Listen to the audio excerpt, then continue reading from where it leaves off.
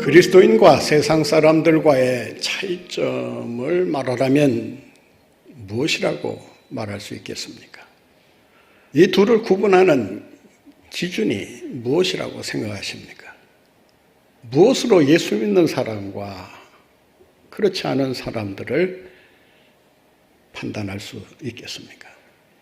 흔히 사람들은 예수 믿는 사람들이야 당연히 교회 생활할 것이고 예배 드리는 생활을 하지 않을까?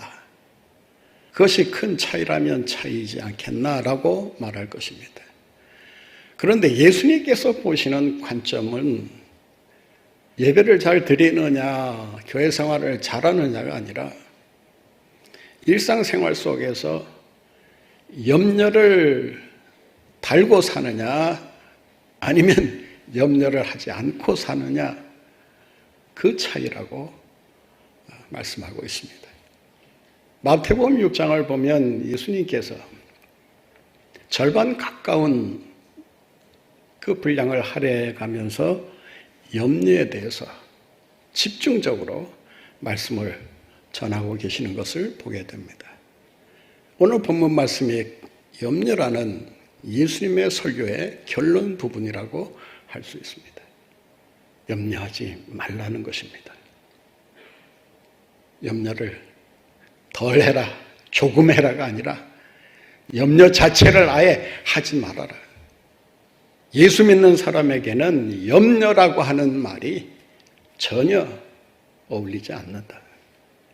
염려로부터 자유로운 삶을 사는 것이 예수님을 믿는 사람들의 삶의 모습이다라는 것입니다. 염려에 대해 사람들이 어떤 식으로 대하느냐, 염려에 대해서 사람들이 어떤 태도로 대하느냐를 보면 믿음이 있는 사람이다, 아니다라고 하는 것을 확실하게 구분지을 수가 있습니다. 믿는 사람은 믿음이 없기 때문에 세상살이의 염려에 붙들려 살아갈 수밖에 없습니다. 예수님께서도 그 차이를 분명하게 우리에게 가르쳐 주셨습니다. 세상 사람들이 구하는 것이 뭐냐? 세상 사람들이 날마다 순간마다 구하는 것이 뭐냐? 무엇을 입을까? 무엇을 마실까? 무엇을 입을까? 그 걱정하고 살지 않느냐? 그런데 믿는 사람들은 그렇게 살아서는 안 된다. 염려하지 말라는 말은 염려가 많은 세상에서 살아가는 우리들에게 어떤 의미에서는 비상한 결단을 요구하는 말씀이라고 할 수 있습니다. 우리의 상식과 우리의 평범을 넘어서는 그러한 삶을 하나님께서 우리에게 요구하고 계신다라고 하는 것입니다. 따라서 믿는 사람이란 누구냐라고 했을 때 한마디로 말해서 염려하지 않고 사는 사람들이다. 염려와는 전혀 상관없이 살아가는 사람들이다. 도무지 염려라는 것을 모르고 살아가는 사람들이다라고 하는 것입니다. 허구한 날 여러분들에게 닥치는 염려를 경험하면서 그 염려가 다가올 때마다 여러분이 취하는 태도는 어떠하다고 생각하십니까?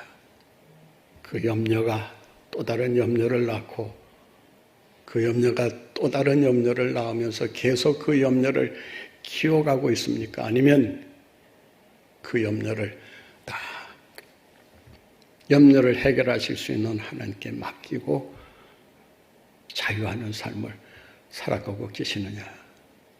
오늘 본문 말씀은 어떻게 보면 쉽게 이해할 수 있는 말씀이라고 할 수 있습니다.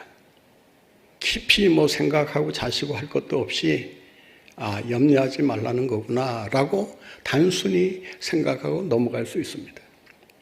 그런데 이 말씀을 깊이 살펴보면 염려의 시대를 살아가는 우리들에게 주님께서 요구하시는 삶이 무엇인가를 가르쳐주는 놀라운 비결이 숨어 있다라고 하는 것입니다.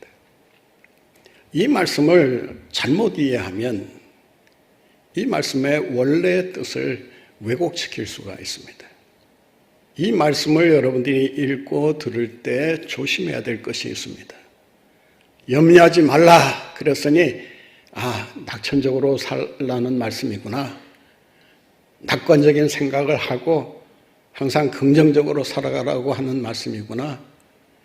모든 일이 잘 될 터이니 그저 안심하고 두려워하지 말고 걱정하지 말고 편안히 살아가라는 말씀이구나.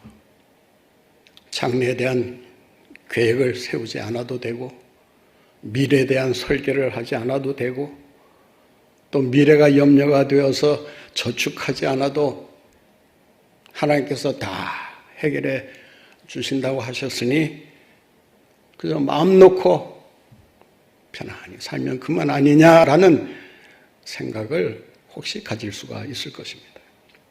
물론 비관적으로 회의론적으로 인생을 바라보고 염려하고 사는 것보다 훨씬 더 100배, 1000배 낫겠지만 이 말씀은 낙관적으로 생각하고 살라는 말씀이 아니라는 것입니다.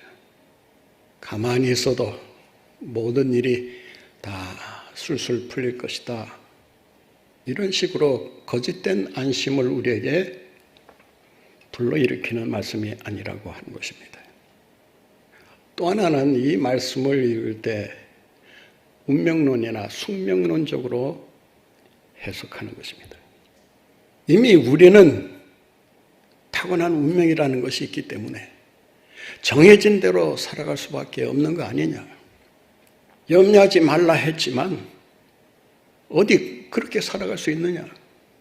본능적으로 우리는 항상 미래에 대한 일 때문에 불안해하고 걱정하고 염려하면서 살고 있지 않느냐. 염려하느냐 안 하느냐를 떠나서 우리에게 주어진 운명대로 살면 그만 아니냐라는 잘못된 생각을 가질 수가 있습니다. 또 하나는 현실 도피적인 태도를 가지는 것입니다. 어차피 염려가 많은 현실 속에서 염려하지 않고 살기 위해서는 현실을 떠나야 되는 거 아니냐. 염려가 많은 세상을 등지고 자기만의 세계를 구축하면서 홀로 살아가는 것이 염려로부터 벗어날 수 있는 길이 아니냐. 현실을 부정하고 현실을 거부하고 현실을 부인하면서 현실과 거리를 두고 사는 인생은 행복한 인생이 될 수 없다라고 하는 것입니다. 오늘 말씀에 보면 예수님께서 우리가 참 이해하기 어려운 말씀을 하십니다. 이 말씀을 이해하기 어려운 이유도 바로 예수님께서 말씀을 이상하게 하시기 때문에 더더욱 이해하기가 어려운 말씀으로 우리에게 다가온다는 것입니다. 오늘 말씀을 다시 한번 보실까요? 그러므로 내일 일을 위하여 염려하지 말라. 여기까지는 다 이해할 수 있겠죠? 그 다음 보세요. 내일 일은 누가? 누가 염려한다고요? 내일이 염려할 것이요. 염려하는 주체가 내가 아니라 내일이라고 하는 거예요. 예전 번역은 이 조사가 빠져 있습니다. 그래서 내일 일은 내일 염려할 것이요. 이렇게 번역을 했습니다. 올바른 번역은 아닙니다. 따라서 예전 번역대로 하면 이 말씀의 의미가 아주 이상하게 바뀝니다. 오늘 해야 될 염려는 오늘 하고 내일 해야 될 염려는 내일 하고 또 그 다음날 염려해야 될 일은 그 다음날에 가서 염려해라.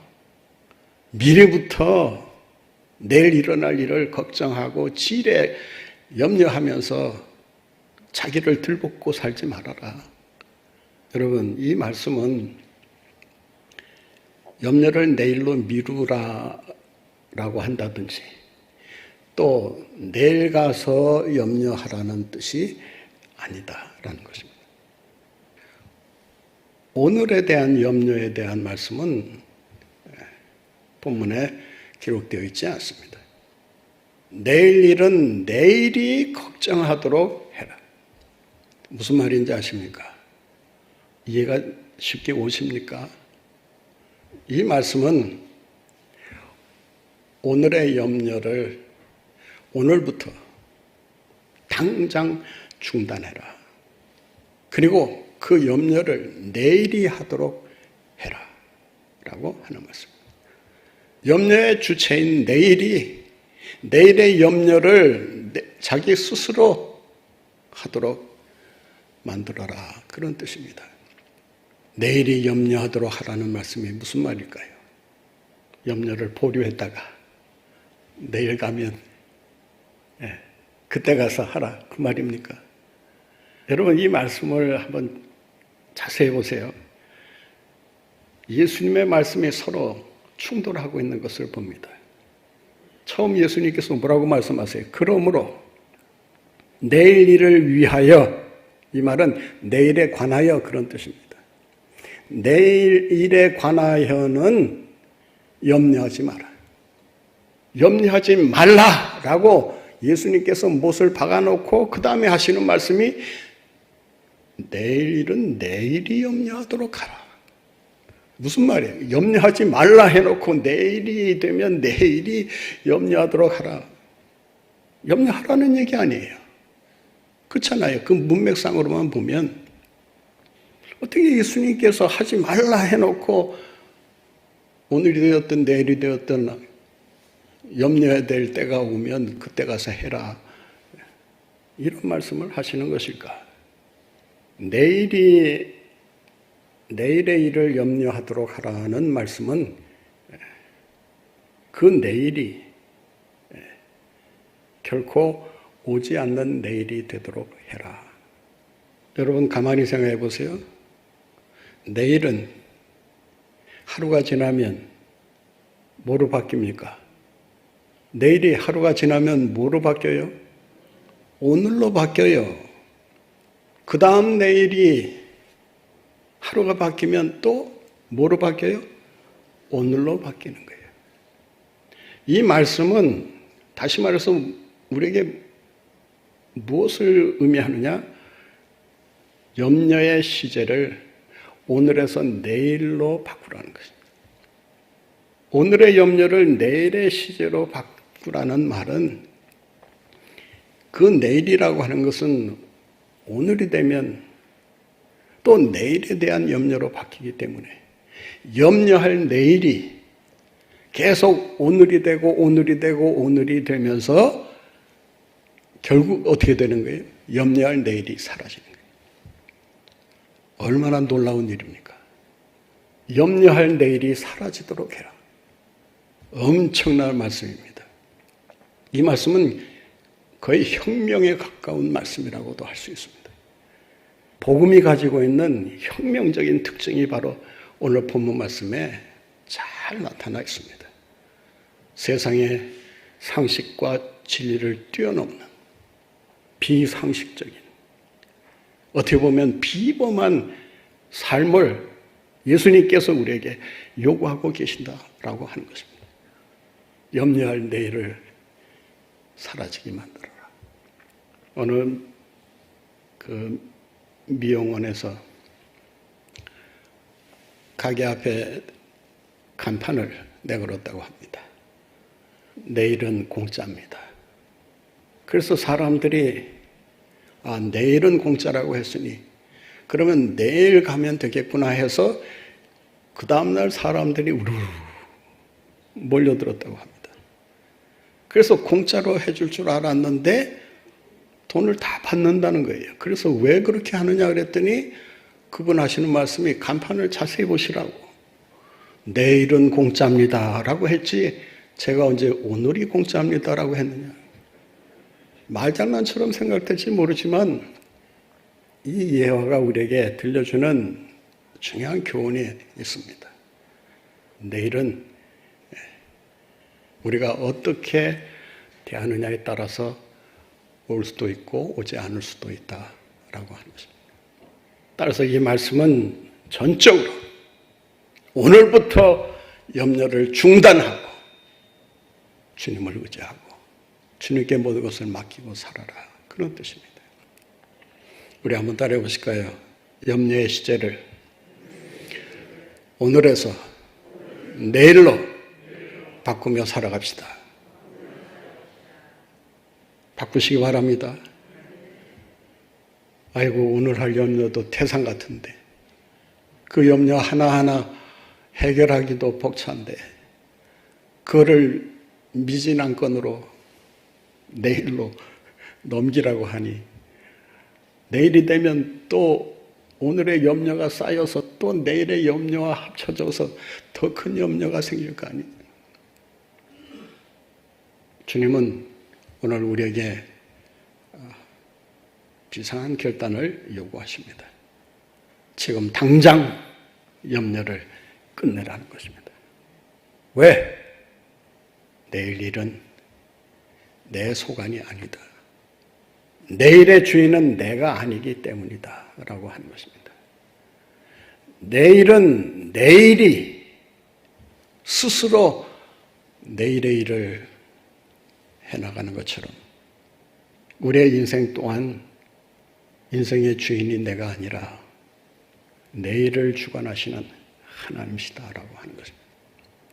오늘 본문 말씀에 보면 내일이 염려할 것이다 라고 말합니다. 시간적인 의미에서의 내일이기도 하지만 이 내일은 영적인 의미로 보면 내일을 통치하시는, 내일을 섭리하시는 하나님께 맡기라는 것입니다. 많은 사람들이 왜 염려로부터 탈출하는 데 실패하느냐? 염려를 자기가 다 끌어안고 자기 힘으로 해결하려고 발버둥 치고 애쓰기 때문에 염려를 해결하기는커녕 오히려 더 큰 염려를 자꾸 자기 스스로 만들어가는 거예요. 헬무트 티클레라고 하는 독일의 유명한 신학자는 이 본문을 해석하면서 이런 말을 했습니다.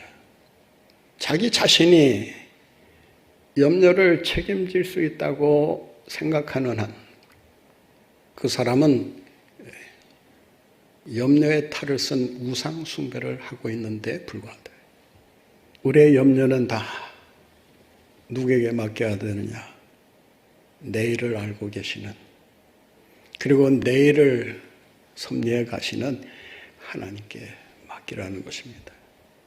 우리는 염려를 스스로 해결할 수 있는 그런 능력이 현저히 부족한 제한된 인간에 불과합니다. 내일에 대한 계획을 세운다 해도 그 내일에 대한 계획이 뭐 맞는 부분도 있지만 틀린 부분이 훨씬 더 많을 수 있다는 거예요. 우리가 예측한 대로 딱딱 맞아떨어지면 얼마나 좋겠습니까? 그런데 세상살이가 어찌 그렇게 되어갑니까? 여러분이 염려한다고 해서 염려를 해결할 수 있느냐? 천만의 말씀입니다. 염려를 해결해 주실 수 있는 분이 계시다면 그분께 맡겨야 되는 것이 아닙니까? 내일이 무엇을 잡고 있는가는 우리는 몰라요. 그런데 우리가 한 가지 알고 있는 분명한 사실이 있는데 그게 뭐냐? 누가 내일을 붙들고 계시는가? 하나님이 내일을 붙들고 계신다는 것을 우리는 믿고 살아가기 때문에 그 믿음 안에서 모든 염려를 떨쳐버리고 주님이 주시는 평안을 누리며 살아갈 수 있는 거예요. 이러한 평안이 여러분에게 이 시간 성령을 통해서 임하시기를 간절히 바랍니다. 주님은 머리털 하나라도 우리가 희귀할 수 없다는 것을 말씀하시면서 우리 인간이 가지고 있는 한계를 정확하게 그 선을 그으십니다. 이래도 그 염려를 네가 책임지고 해결하려고 하느냐? 못한다. 그런데 사람들은 못하는 줄 알면서도 그저 할 수 있는 게 그것밖에 없으니까 자기 가지고 있는 경험, 지식, 지혜, 총동원해서 뭘까를 해결하려고 하지만 어린 반푼 오치도 없는 그런 헛된 일에 불과하다라고 하는 것입니다. 우리가 염려해서 염려를 해결할 수 있다면 얼마든지 우리가 염려할 수 있겠죠. 그런데 왜 예수님께서 염려하지 말라고 하셨을까? 그 염려를 책임지시는 분이 있다는 것을 우리에게 가르쳐 주시기 위한 것이 아닙니까? 우리가 공을 내 손에 들고 있을 때는 그 공의 소유가 나에게 있습니다.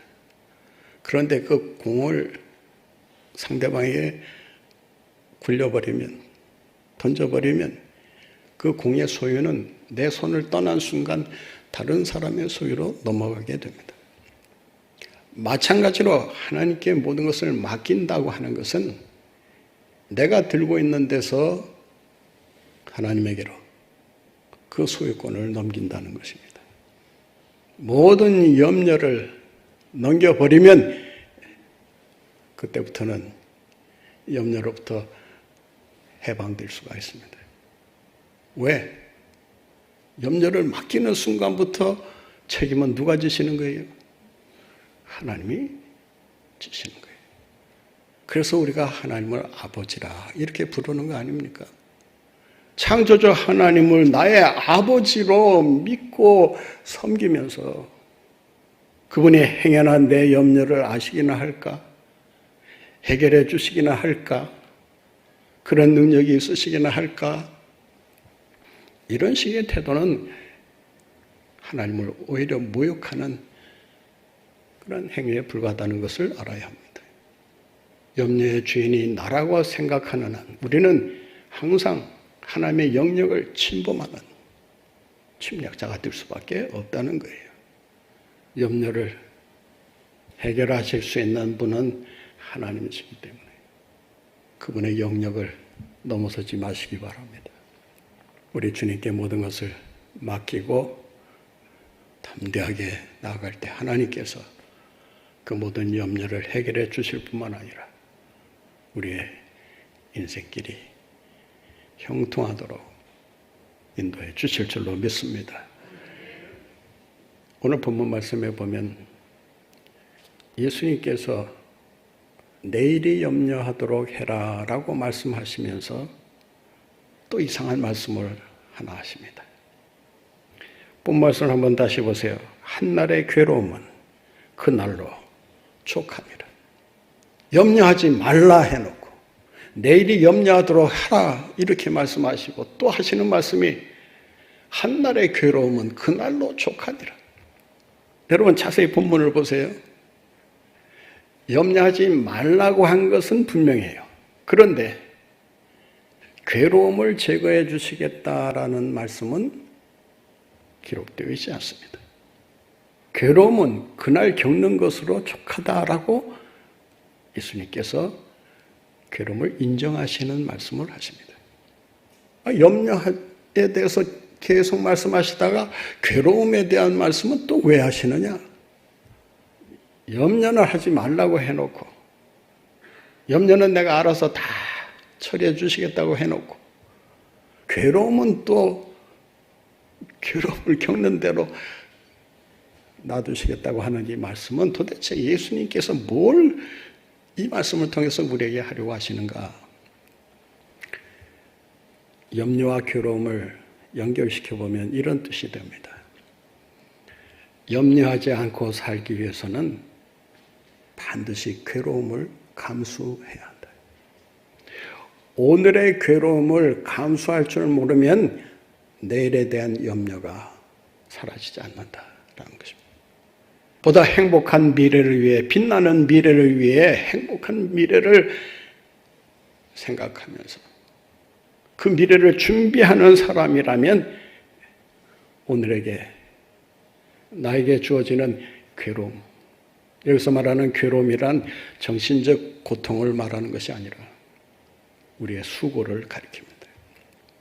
우리에게 주어진 하루라는 시간 속에서 최선을 다해 괴로움이 동반되기는 하지만 충실하게 준비해라.